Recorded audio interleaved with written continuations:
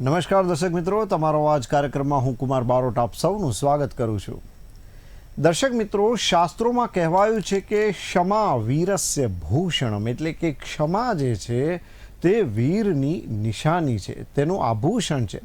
આપણા પડોશી દેશ પાકિસ્તાનને યુદ્ધમાં વારંવાર પરાસ્ત અને માફ કર્યા છતાં તે પોતાની ચંડાઈ જે છે તેનાથી ઊંચું નથી આવતું. પાકિસ્તાનને હવે સમગ્ર વિશ્વ એક આતંકવાદી રાષ્ટ્ર તરીકે ઓળખવા લાગ્યું છે.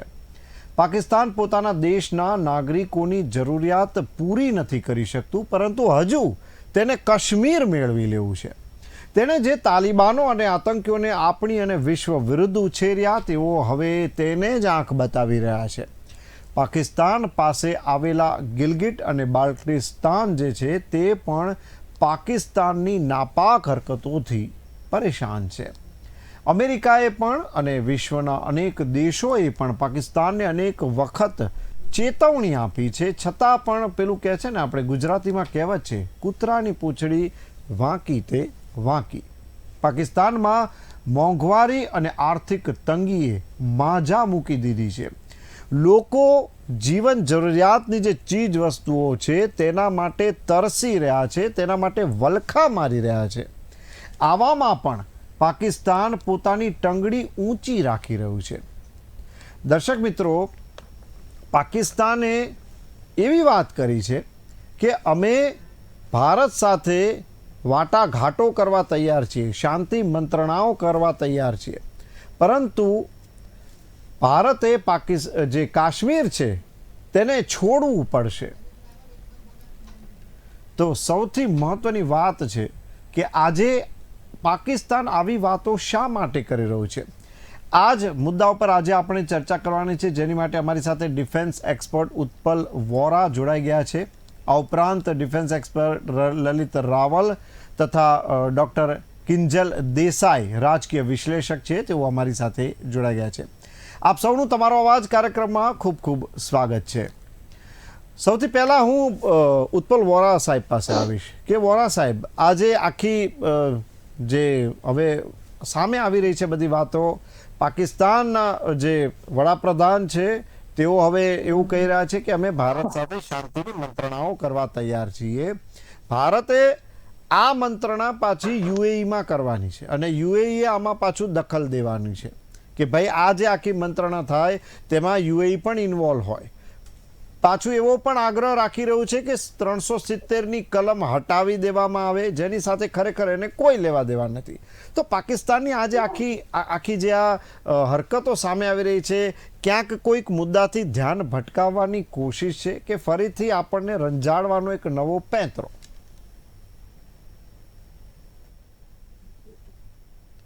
ઉત્પલ સર, આપને મારો અવાજ આવી રહ્યો છે? આવી રહ્યો છે જી. આપને મારો પ્રશ્ન સંભળાયો? સંભળાયો. જી જી, શું કહેશો આના વિશે? જી જી, આપનો અવાજ આવે છે. હવે આજે તમે જે સવાલ પૂછ્યો છે એની અંદર એક વસ્તુ તો બિલકુલ ક્લિયર છે કે અત્યારના સંજોગોમાં જે રીતે Pakistan locally, that is within as a country, જે જાતની ઇકોનોમિકલી, ઇન્ડસ્ટ્રીયલી, સોશિયલી અને ધી ઓવરઓલ એની જે ઇમેજ જે જોઈએ ઇન્ટરનેશનલી, દેટ ઇઝ ડિપ્લોમેટિકલી જેને કહેવાય, અત્યારે it is at the lowest.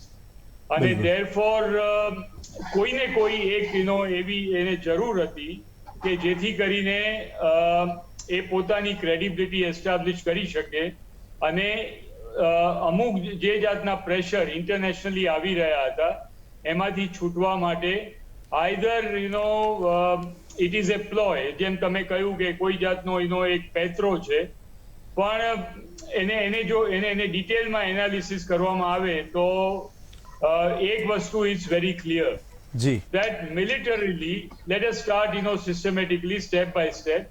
Militarily અત્યારે પાકિસ્તાન એની પાસે ઇકોનોમિકલી જે વીકનેસ છે એનાથી it cannot sustain the kind of a onslaught અને terrorism related activity for a long time. But એની ફ્લિપ સાઇડ પણ એ છે કે જ્યારે nation gets into this kind of a terrible situation, ત્યારે એમાંથી ઉભરવા માટે અમુક જાતના જે તત્વો હોય કે જેને જેહાદી ઓર ટેરરિસ્ટ રિલેટેડ જે અત્યાર સુધી જે સાપ ને સાપના બચ્ચાઓ ત્યાં પાળ્યા છે, લાઈક ટીટીપી અને બીજા બધા જે ગુટ જેને કહેવાય, એ પણ એની અંદરથી માથું ઊંચું કરશે. અને માટે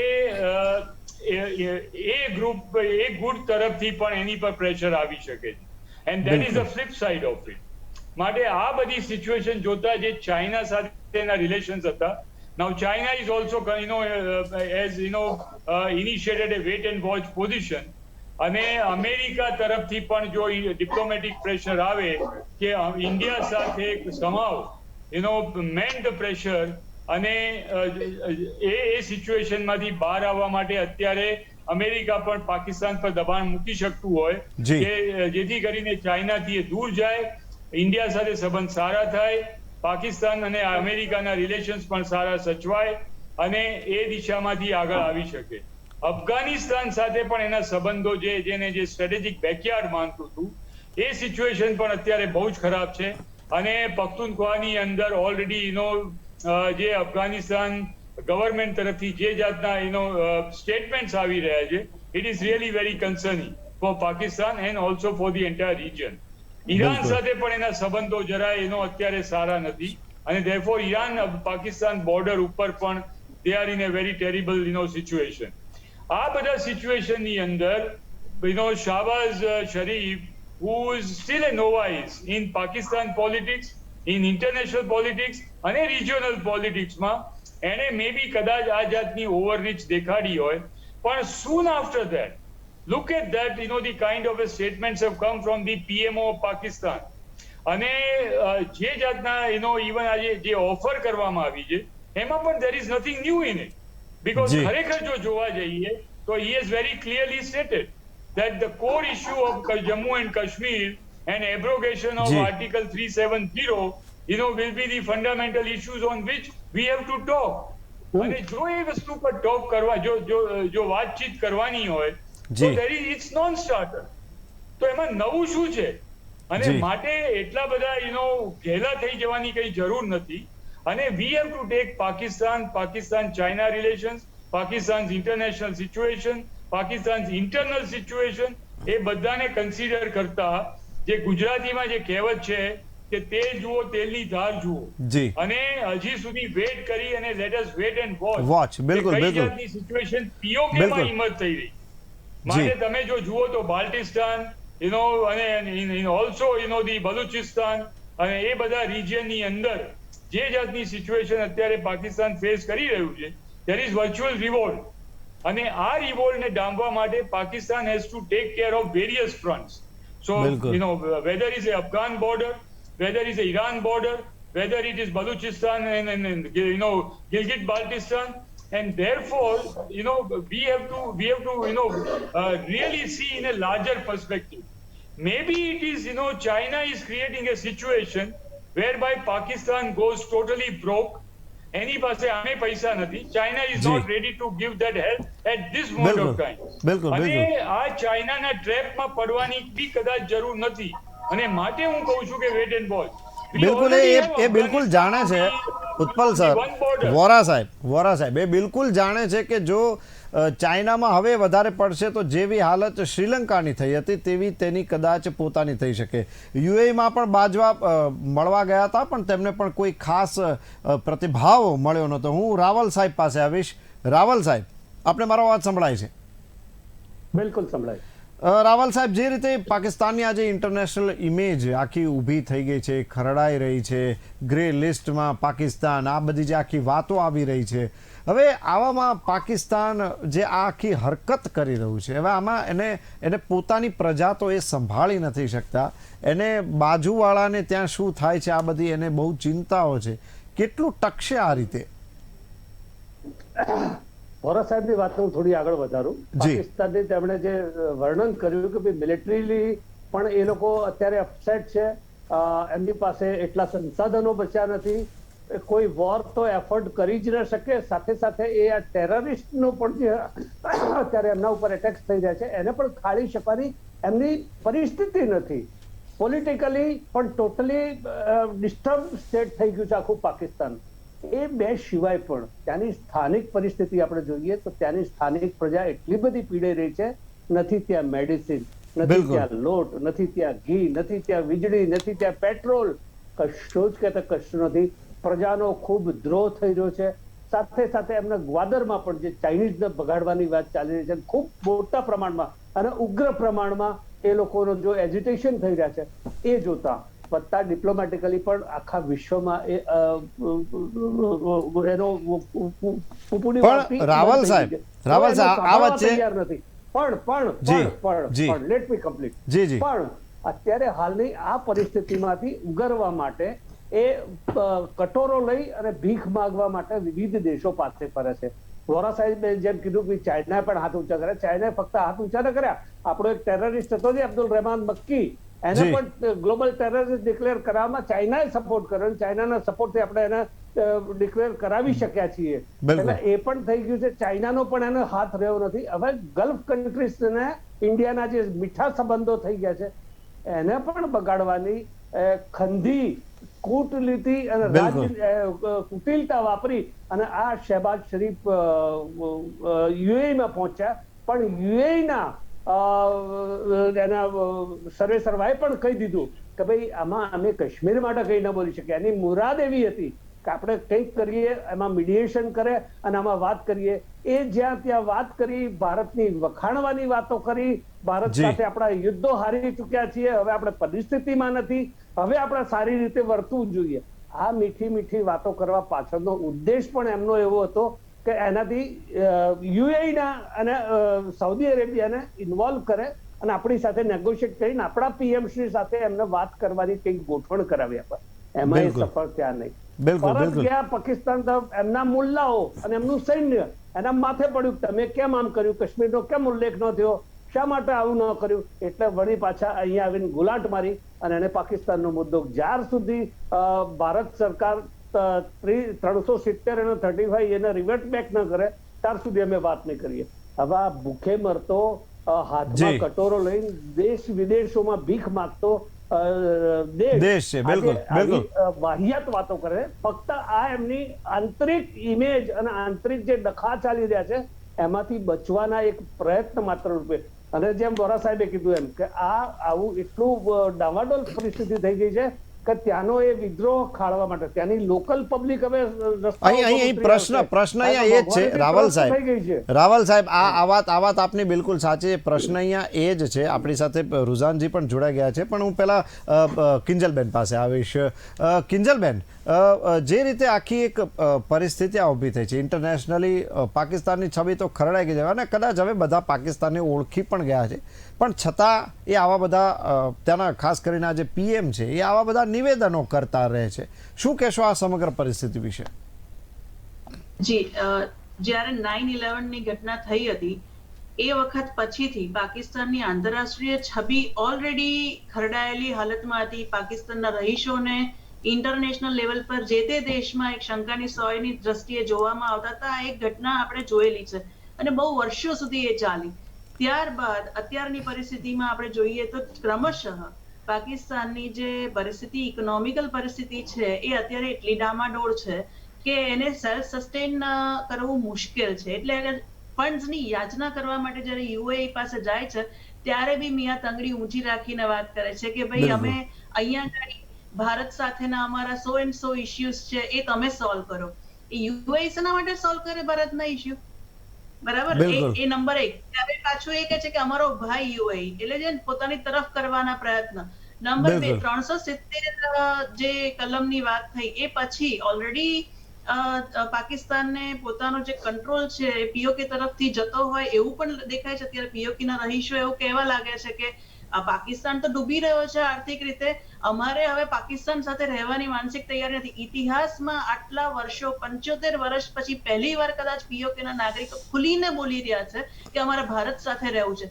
આ પરિસ્થિતિ પણ અત્યારે શહબાઝની સરકાર માટે એક એવી ચેતવણી રૂપ છે કે આ હાથમાંથી ક્યાંક સરકી ના જાય મામલો પીએકોનો. એટલા માટે થઈને આ મામલો સળગતો રાખવા માટે થઈને વળી પાછું એને કોર ફોકસમાં લઈને પોતાની આર્થિક પરિસ્થિતિ તો નબળી છે જ, જી. વોરને કારણે તો ખોવાર થઈ જ ગયો છે દેશ, પરંતુ હજી પણ એક જણે ગર્ભિત ધમકી આપતો હોય કે ભાઈ 370 ની બાબત તમે વિડ્રો કરો, પછી અમે સલાહ સૂચનો શાંતિની વાતો કરવા માટે ટેબલ પર તૈયાર છીએ, ત્યાં સુધી તૈયાર નથી. ભાઈ અમારા દેશમાં અમારે શું કરવું એની સલાહ તું શું કામ આપીશ અમને? બરાબર. બિલકુલ. નંબર 1. બિલકુલ. નંબર 2, જનતા ભારત સાથે આવવા માટે તૈયાર છે, that is another point. Number 3, કોઈ વોર કરવા માટેની સક્ષમતા રહી નથી પાકિસ્તાન પાસે. નંબર 4, ભારતે સર્જિકલ સ્ટ્રાઇક અને એર સ્ટ્રાઇક કરીને પોતાની ક્ષમતા દેખાડી દીધી છે કે અમે જરૂર પડે તો ઘૂસીને મારીશું. અત્યાર સુધી તમે અમારા ત્યાં આવીને મારતા હતા, અમે લડતા હતા ને અમે જીતતા હતા, અમારી ધરતી ઉપર વોર થતું હતું અને અમે જીતતા હતા. અમે અમારી સીમા ઉલ્લંઘી નહોતી, હવે અમે સીમા ઉલ્લંઘવા પણ તૈયાર છીએ, જરૂર પડે તો અમે તમને દેખાડી દઈશું. પરંતુ અહીંયા આગળ એક વસ્તુ જોવાની વાત એ છે કે જ્યારે પાડોશી દેશ, એ પણ જે બરબાદ થઈ રહેલો દેશ, એ જો ન્યુક્લિયર પાવર હોય તો આ એવી વસ્તુ છે કે જે કહેવાય કે જ્યારે આ પરિસ્થિતિ ખાડી ગયેલી ઇકોનોમી હોય ત્યારે જો ખોટા નિર્ણયો લઈ લે કે પોતે સીધી રીતે તો વોર કરી શકે એટલી શક્તિ રહી નથી, એને બિલકુલ, બિલકુલ પરમાણુ નથી. શક્તિનો ઉપયોગ કરી જો કે લેવાના ન્યુક્લિયરની છે. એને એટમ બોમ્બની ધમકી આપી છે, પણ એની ચર્ચા આપણે ડિફેન્સ એક્સપર્ટ સાથે કરીશ. જી, આપ વાત પૂરી કરી લો. આ એક જી ચિંતાનું કારણ બની શકે કે જી. આવા દેશ પાસે પરમાણુ શક્તિ હોય એ પણ એક જી. ચિંતાનો વિષય છે. બિલકુલ. રુઝાનજી, શું કહેવું છે કે ઘરમાં તો ક્યાંય એનું બધું અસ્તવ્યસ્ત છે પાકિસ્તાનનું, અને એવું કહી રહ્યા છે કે તમે કાશ્મીરમાંથી 370 હટાવો અને આ બધું કરો, શાંતિ મંત્રણા કરવા અમે તૈયાર છીએ. અગાઉ પણ ઘણી શિખર મંત્રણાઓ જે છે તે નિષ્ફળ ગઈ છે, હવે પાછું યુએઈને સામેલ કરે છે. શું કહેશો? See, અત્યારે અગર I am not this defense પણ શું કહેવાય એક્સપર્ટ, પણ કોમન સેન્સ મને કહી રહ્યું છે કે જે પાકિસ્તાને વર્ષોથી એ લોકોની જે શું કહેવાય એ લોકોનો ગેમ પ્લાન હોય છે કે કંઈક બતાવે ને કંઈક કરે, એટલે આ એ લોકોનો ફરી એક કોઈક નવો ગેમ પ્લાન આ લોકોએ ચાલુ કર્યો છે. હવે પોઈન્ટ અત્યારે એ થઈ રહી છે કે તમે જુઓ તો there cannot be such a big stark difference કે એ લોકોના પીએમ કંઈક બોલી આવે ને પછી તરત પીએમઓ થી ટ્વીટો ચાલુ થાય કે ભાઈ આમ તેમ. એટલે there is some deeper meaning in this. I mean, obviously there are a lot of theories behind this, but the deeper meaning clearly states કે hello, જી, આપનો અવાજ આવી રહ્યો છે. જી જી. the deeper meaning is there in this fellow point. બીજો important point કે let us accept one thing. આપણે અત્યારે બધું આપણે ઘણીવાર એ લોકો આપણને ડિસલોચ કરવા માંગતા હોય, પાછા ડિફેન્સ એક્સપર્ટ વધારે બોલશે, પણ ઘણીવાર એ લોકો એવું બતાવવા માંગતા હોય કે અમે ગભરાઈ ગયા, અમે હારી ગયા, એટલે આપણે બધા ઓવર કોન્ફિડન્સ પાઈ જાય. એટલે ઇન્ડિયાએ ઓવર કોન્ફિડન્સમાં આવવાની જરૂર નથી.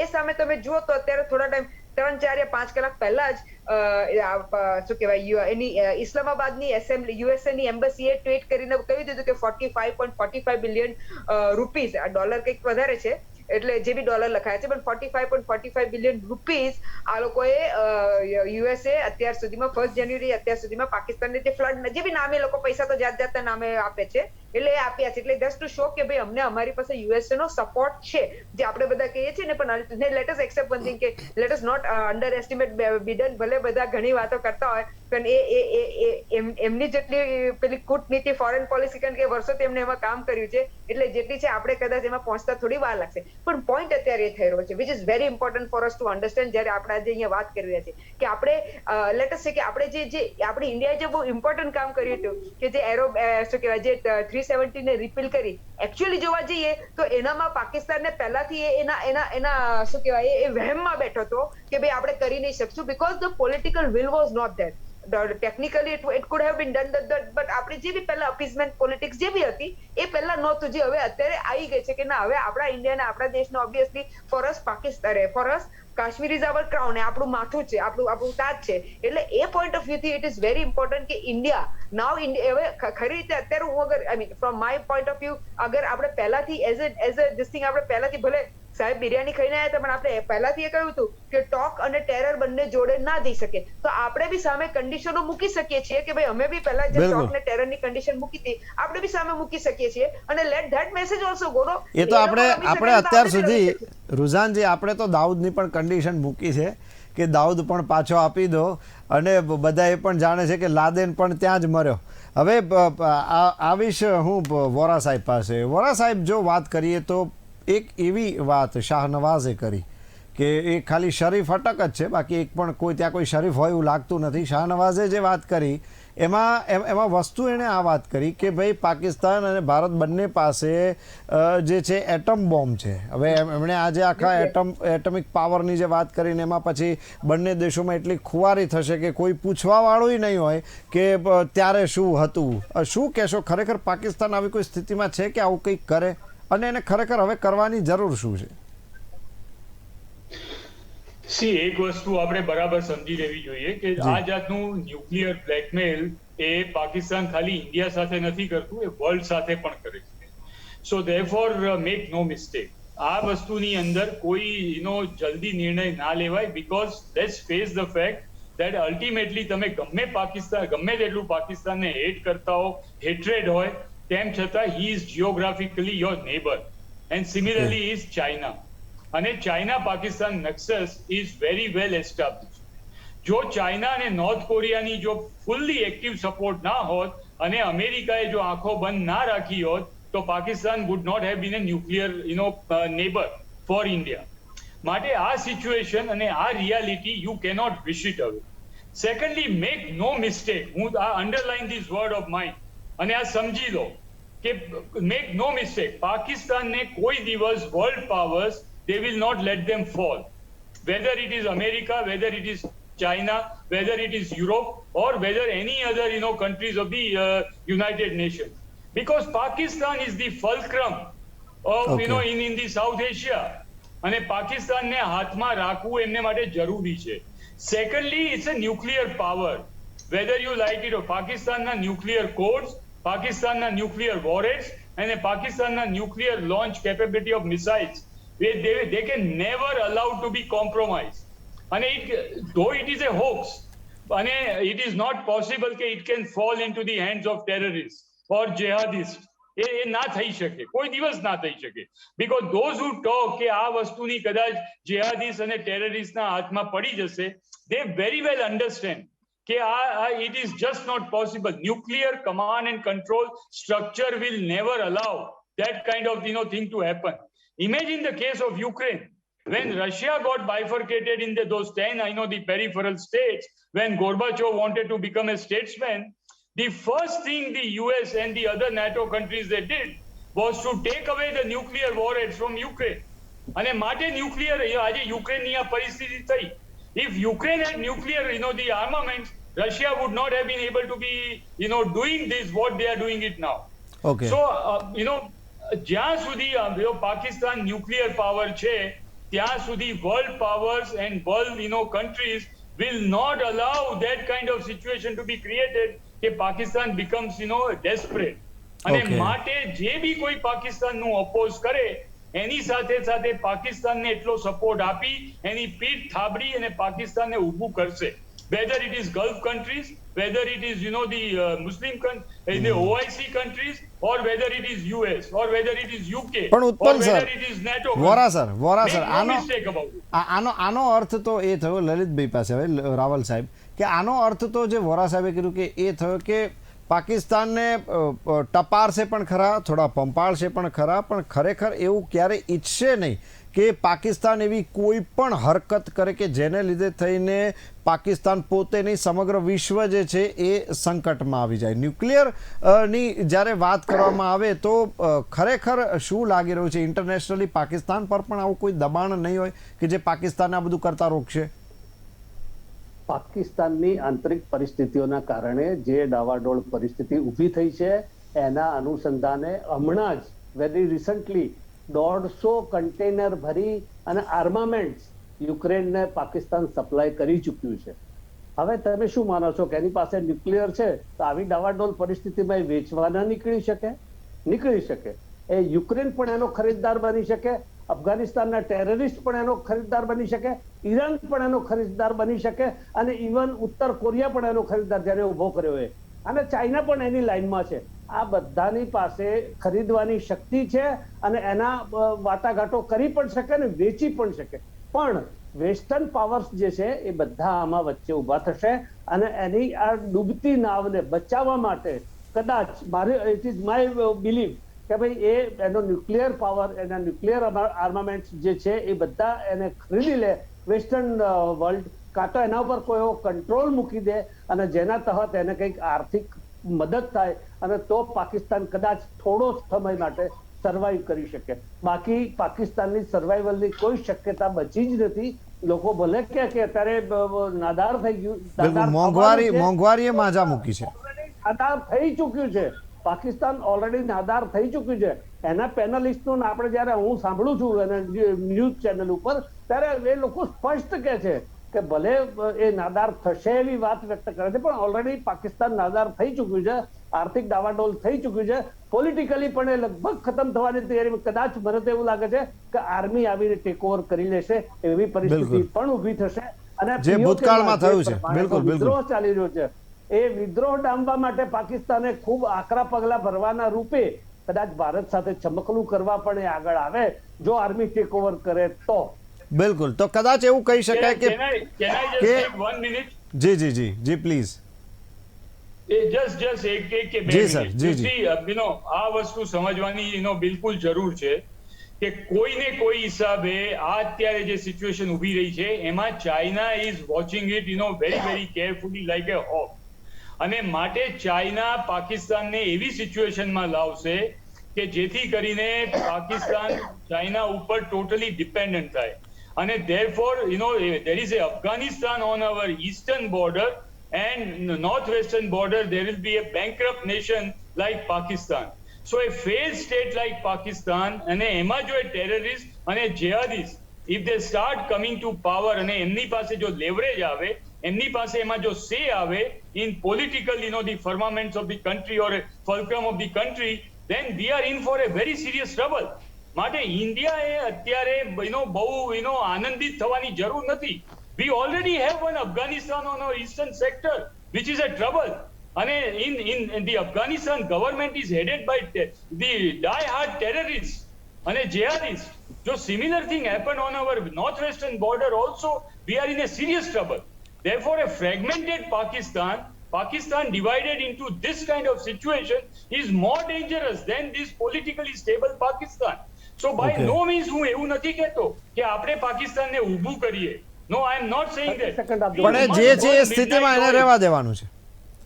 આપણે કૂટનીતિ દ્વારા start making our contingency plans if Pakistan becomes a failed state. જી જી જી બિલકુલ. આજે 30 સેકન્ડ. પાકિસ્તાનમાં જે તાલિબાનોની એન્ટ્રી ઓલરેડી થઈ ચૂકી છે, થવાની ભીતિ ઓલરેડી થઈ ચૂકી છે, અને ખૈબર પખ્તુનવા પ્રાંત આખો એમની સત્તાના અંદરમાં આવી ચૂક્યો છે. એ પાકિસ્તાન પાસેથી પણ હવે ટેક્સને ઉઘરાણા કરતા થઈ ગયા છે. એટલે ટોટલ સત્તાધીશો ખૈબર પખ્તુનવામાં તાલિબાનો છે. ત્યારે ત્યાં પાકિસ્તાનનું કોઈ રાજ જ નથી ચાલતું. અને they are entering up to even they may come in a very near future up to Islamabad. એટલે મોટો એમને ડરનો વિષય છે. બિલકુલ. હું કિંજલજી પાસે આવીશ કે જે આખી આ એક સમગ્ર પરિસ્થિતિ ઉભી રહી, ક્યાંક એવું પણ લાગી રહ્યું છે કે કદાચ આ મુદ્દો સળગતો રહે ને આ બધું આમને આમ ચાલ્યા કરે. કદાચ વિશ્વમાં બીજા દેશો પણ કદાચ આવું ઈચ્છતા હોય, કારણ કે ભારત એ જે રીતે આગળ આવી રહ્યું છે, જે રીતે ઉભરી રહ્યું છે, કોરોના વખતની પણ આપણી જે કામગીરી હતી, આ બધું જોતા ક્યાંક એવું લાગે છે કે વિશ્વને પણ ભારતની ક્યાંક ઈર્ષા છે. અને એવું લાગી રહ્યું છે કે પાકિસ્તાન આવું કરે રાખે તો ભારત એમાં રચ્ચુપચ્ચું રહીને બહુ આગળ ન આવી શકે, પોતાની જાતને બહુ ડેવલપ્ડ કન્ટ્રી છે એ તરફ ન લઈ જઈ શકે. કિંજલજી, આઈ ડોન્ટ થિંક એનાથી આપણા ગ્રોથ ને ડેવલપમેન્ટ ને કે આપણી છબીને કોઈ નેગેટિવ ઇમ્પેક્ટ પડે આ બધી વસ્તુથી. પરંતુ એક વસ્તુ હું ચોક્કસ કહેવા માંગીશ કે જ્યારે શાહબાઝજીએ એવું સ્ટેટમેન્ટ આપ્યું કે અમે ભૂતકાળના યુદ્ધોના કારણે ખુવાડ થઈ ગયા છે, તો ભૂતકાળના યુદ્ધો ક્યારે થયેલા? એ છેલ્લા 2-4 વર્ષમાં નથી થયેલા. 62, 65, 71, 99 ની વાત કરીએ તો આ તો બહુ જૂની વાત થઈ. એટલી બધી જૂની વાતની ખુવારીની આજે કેમ એમણે કબૂલાત કરી? એ પણ એક પ્રશ્ન છે વિચારવાનો. આજે તો આપણે જાણીએ છીએ કે વૈશ્વિક મંદીના વાદળો ઘેરાયેલા છે. દરેક દેશ, ઇંગ્લેન્ડ જેવો દેશ બી ડિફિકલ્ટી ભોગવી રહ્યો છે, દરેક દેશ ડિફિકલ્ટી ભોગવી રહ્યો છે. એવામાં પાકિસ્તાન જેવી ઇકોનોમી જે ઓલરેડી બહુ જેને કહેવાય કે અંડર ડેવલપ્ડ કે ડેવલપિંગ સ્ટેટમાં હોય એટલે ત્યાં ક્રંચ આવે જ, એ બહુ સ્વાભાવિક વસ્તુ છે. તો અત્યારે કેમ જૂના યુદ્ધોની વાત કરી કે એના કારણે અમને તકલીફ છે? વાય? બીજી વસ્તુ કે ભલે પાકિસ્તાન ભારતમાંથી છૂટું થયેલું છે કન્ટ્રી, પણ જે એની ભૌગોલિક પરિસ્થિતિ છે કે એના જે નેચરલ રિસોર્સિસ છે એ અને અત્યારના ભારતની આપણી નેચરલ રિસોર્સિસ છે એનો આસમાન જમીનનો ફરક છે. એટલે કદાચ આવી ઇકોનોમિકલ ક્રંચમાં ભારત જેવો દેશ ટકી જાય, સેલ્ફ સફિશિયન્ટ એની પાસે નેચરલ રિસોર્સિસ, પાકિસ્તાન પાસે એટલા નથી. નંબર 2, આ ટેરર એક્ટિવિટીને કારણે ઇન્ટરનલ એ લોકોના જે યુદ્ધો છે, ઇન્ટરનલ ટકરાવ કે ઇન્ટરનલ સેફટી ઇશ્યુઝ પણ ઘણા છે, અને એના કારણે એમની ત્યાં પણ વેસ્ટેજ ઓફ એનર્જીસ ખૂબ છે ને. ઓવરઓલ જે નેગેટિવ વિચાર એના કારણે પણ એ દેશ સફર કરે. બિલકુલ કિંજલજી, જી અચ્છા, હવે આમાં એવું થયું છે કે થોડાક ટેકનિકલ કારણોસર આપણે આ ડિબેટને અહીંયા પૂર્ણ કરવી પડશે, કારણ કે જે કહી શકાય કે કેટલીક એવી પરિસ્થિતિઓ હોય છે હવે, પરંતુ ઉત્પલ વોરા સર, રુઝાનજી અને લલિત રાવલ સર અને ડૉક્ટર કિંજલ દેસાઈ, આપ અમારા સાથે આ ડિબેટમાં જોડાયા તે બદલ આપ સૌનો ખૂબ ખૂબ આભાર.